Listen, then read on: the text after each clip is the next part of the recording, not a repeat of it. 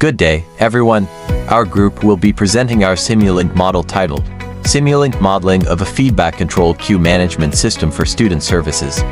This model simulates how a PID-based control system can automatically regulate the service rate in a student service office in order to maintain the queue length at a desired target level, or set point. Here is the top-level view of our model. You can see three colored subsystems connected by signal lines. The signal flow works like a closed-loop feedback control system. The reference control block, shown in pink, generates a desired set point, the target queue length, and computes a control signal using a PID controller. That control signal becomes the service rate, which is fed into the queue dynamics block. The queue dynamics block, in blue, models the actual queue behavior. It accepts the service rate, simulates the queue plant, and also applies a disturbance. The resulting queue length is then delayed slightly to model sensor lag, and this delayed value is fed back to the reference control block to close the loop. The monitoring and logging block, in green, receives all the key signals and displays them on a scope, a numeric display, and logs them to the MATLAB workspace for further analysis. Let us now look inside the reference control subsystem. This subsystem acts as the brain of our system. It decides how fast students must be served based on the current queue length. Set point or the step block defines the desired queue length of a student's. Error sum or the sum block computes the error signal. PID controller is the core control block. Service ready set or the saturation clamps the PID output to a physically valid service rate range. Without this, the PID could demand unrealistically high or negative service rates that cannot exist in a real queue system. This subsystem models the physical behavior of the queue, how students accumulate and get served over time. It receives the service rate from the controller and outputs the resulting queue length. Queueplant or the transfer function block models the queue's dynamic response to changes in service rate. Disturbance or the step block simulates a sudden, unexpected surge in student arrivals. Dissum or the sum block adds the queueplant output to the disturbance signal. Sensor delay or the transport delay block introduces a 0.5 unit lag to simulate real sensor measurement delay. The feedback reaching the controller is always slightly behind reality. This subsystem does not affect the control logic. It is purely for observation and data collection. It receives for signals and presents them in multiple ways. Output mux combines both signals into one two-channel signal routed to QScope for simultaneous display. QScope real-time graph of set point versus actual queue length shows overshoot, settling, and disturbance response.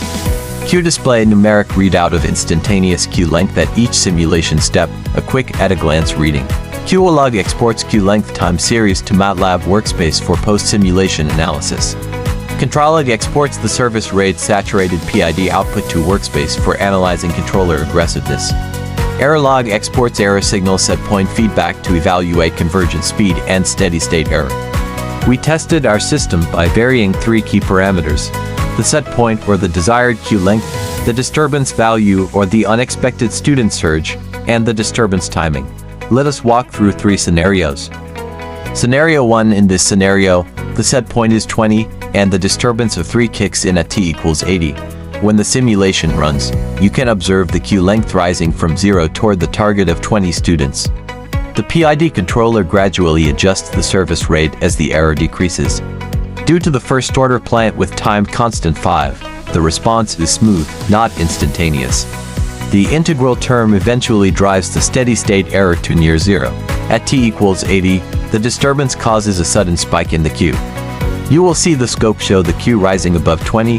The PID controller detects this increased error and responds by raising the service rate, pulling the queue back down to the set point within a few time units. In scenario 2, we change the set point step blocks after value from 20 to 35. Everything else remains the same. With a higher target of 35 students, the initial error at the start of simulation is larger.